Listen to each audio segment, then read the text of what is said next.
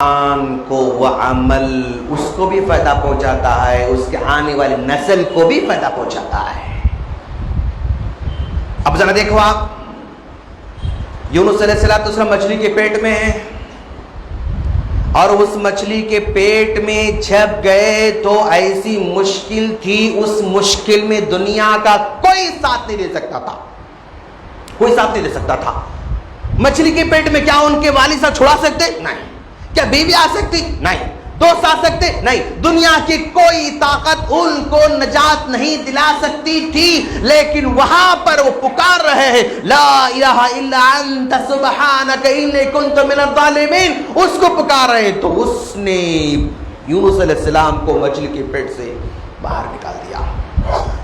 ان کا اخلاص، ان کا نیک، ان کی نیکی، ان کی دعا ان کو اس مصیبت سے نجات دلا رہی ہے جس مصیبت سے نکالنے کی دنیا کی کسی کے پاس طاقت نہیں تھی۔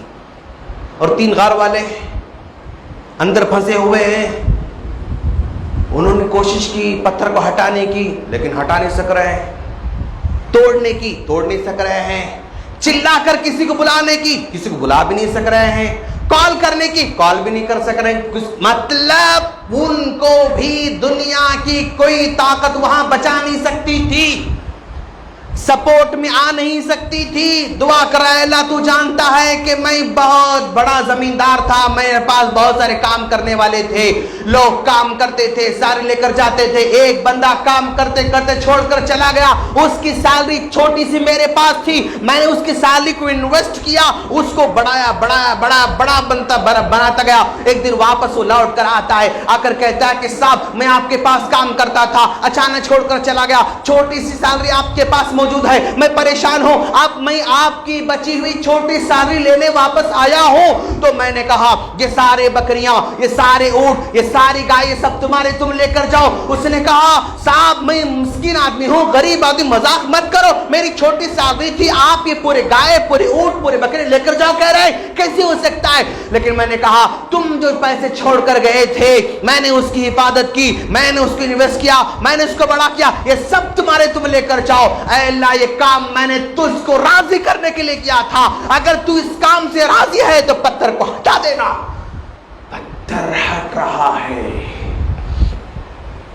پتھر ہٹ رہا ہے، اور اس نے جو کام کیا تھا حقیقی معنی میں اللہ کو خوش کرنے کے لیے کیا تھا۔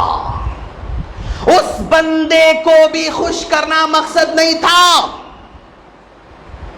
جو بندہ آیا نا تو خوش ہو جائے، اس لیے میں نے ایسا کہ نہیں، تو خوش ہو جائے اللہ، اس لیے میں نے کیا تھا۔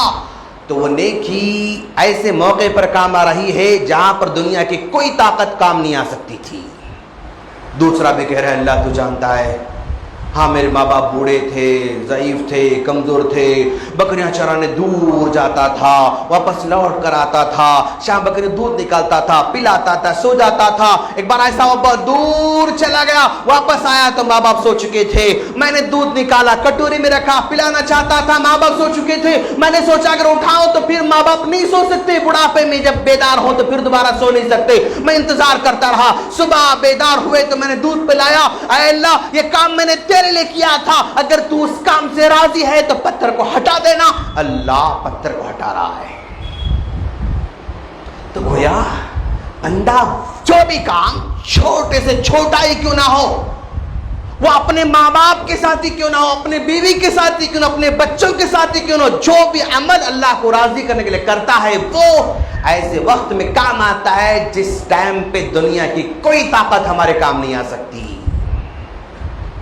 موسیٰ علیہ السلام جا رہے تھے نا، ساتھ میں خضر بھی تھے، اور گزر رہے ہیں بستی سے، دونوں کو بھوک لگی ہوئی ہے،